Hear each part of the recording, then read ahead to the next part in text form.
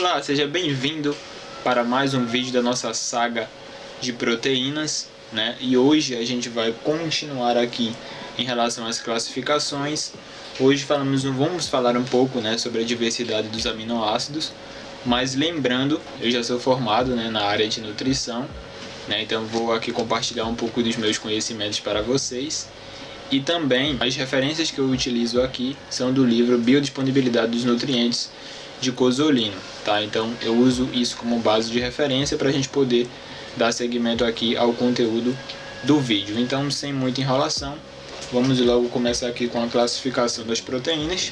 O que são as proteínas? As proteínas são moléculas orgânicas, certo? Que são formadas por ligações peptídicas, né, que vão juntar esses aminoácidos para que formem a proteína, né? Esses aminoácidos, na realidade, são classificados, certo?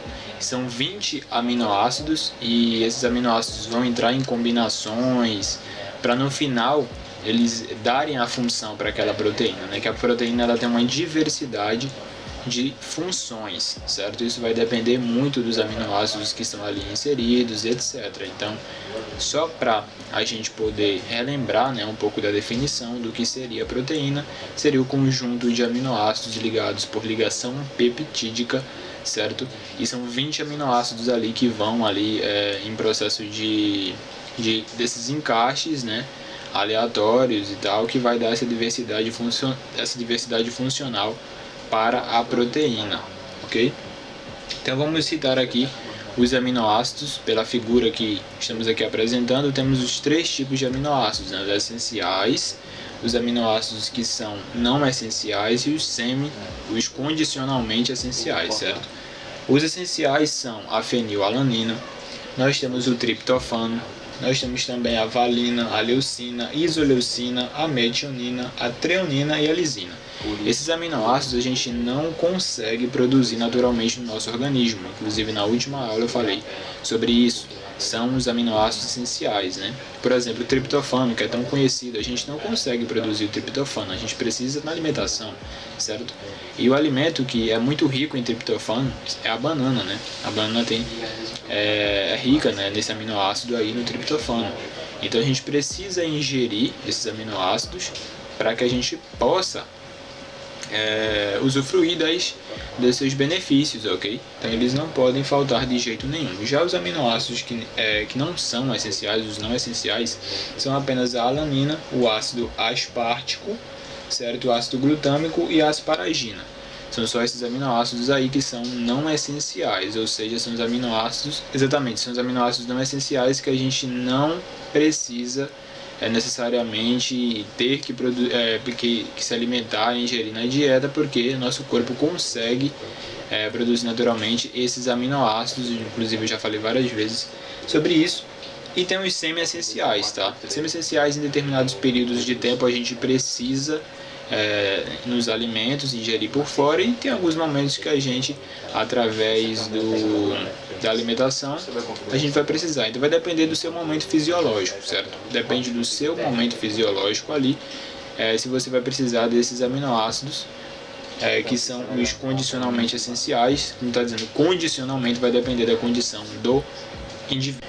Então, só para citar, os aminoácidos condicionalmente essenciais são a glicina, a prolina, a tirosina, a serina, a cisteína e cistina, a taurina, a arginina, né, tão conhecida, a histidina e também a glutamina, que também é bem conhecida aí, né, no mundo da nutrição. Então esses são os condicionalmente essenciais, depende da sua situação fisiológica para você ter que suplementar fazer a suplementação ou então ingeri-los, né? Mas eles são, como eu falei, condicionalmente. As proteínas elas são classificadas por função, estrutura e composição, tá? As funções são diversas para as proteínas. Ela tem função hormonal, que seria a insulina. A insulina, que é o hormônio responsável por fazer com que os nutrientes entrem na célula, certo? Então a proteína vai ter a sua função específica dentro desse hormônio, para a formação desse hormônio, para a formação das enzimas, como por exemplo a tripsina, as proteínas contráteis, a actina, a miosina, né, que é muito importante, as proteínas estruturais, como por exemplo o colágeno, a proteína de reserva nutritiva, que seria a caseína. Então, uma diversidade, né, de funções que a proteína tem importantíssimas, né, no nosso organismo, e são algumas das principais que eu estou citando aqui. Em relação à sua estrutura, ela vai desde a simples até a mais complexa, tá? Existe a primária, a estrutura da proteína primária, e existe a estrutura da proteína quaternária, que seria a mais complexa. Existe também a secundária e existe também a terciária, certo? De acordo com esse aumentativo, ela vai ficando cada vez mais complexa, ok? A gente vai até entrar um pouco mais adentro nesse assunto para entender o que é uma estrutura primária, o que é uma estrutura de uma proteína quaternária, ok? Em relação à composição, nessa parte da composição, quando ocorre a hidrólise, a partir da hidrólise se resulta em um produto, tá? Esse produto ele pode ser um simples aminoácido, você quebra a proteína e libera ali um simples aminoácido nesse processo de hidrólise. Mas também tem a composição que ela é composta com outras substâncias que vai ser liberada pela hidrólise, que seriam os compostos orgânicos ou inorgânicos, além de só os aminoácidos, certo? E aí eles denominam como os grupos prostéticos. Esses grupos prostéticos são esses componentes, além do aminoácido, que também são liberados no processo de hidrólise, ok? Mais uma outra classificação seria em relação às proteínas que são completas, incompletas e totalmente incompletas. As proteínas completas são aquelas derivadas dos animais, certo? Que seriam carne, leite, ovos, peixes, aves. Neles, nesses alimentos, estão lá todos os aminoácidos essenciais que eu citei desde o começo lá. Citei todos os nomes dos aminoácidos. Nesses derivados de animais vai ter todos eles. Os parcialmente incompletos você vai encontrar na leguminosa, oleaginosa, cereais. Eles vão servir apenas para a manutenção orgânica no seu organismo. E tem as incompletas, totalmente incompletas, né, que seria a gelatina e a zeína, não fornecem os aminoácidos suficientes. Então a gente tem esses três tipos de classificação para as proteínas: as completas, as parcialmente completas e as totalmente incompletas, ok? E para finalizar, é só em relação à importância da composição de aminoácidos na proteína, né?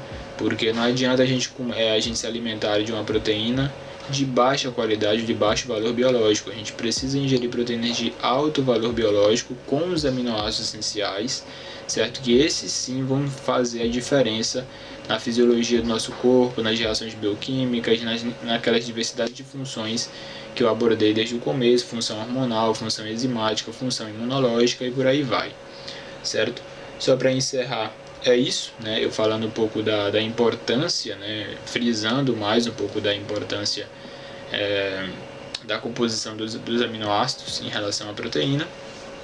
Eu espero que você tenha gostado, né? Faça sua avaliação aqui embaixo, né? Clique no gostei, comente e também não se esqueça de apertar o botão de se inscrever-se. Está logo aí embaixo. Valeu e até a próxima.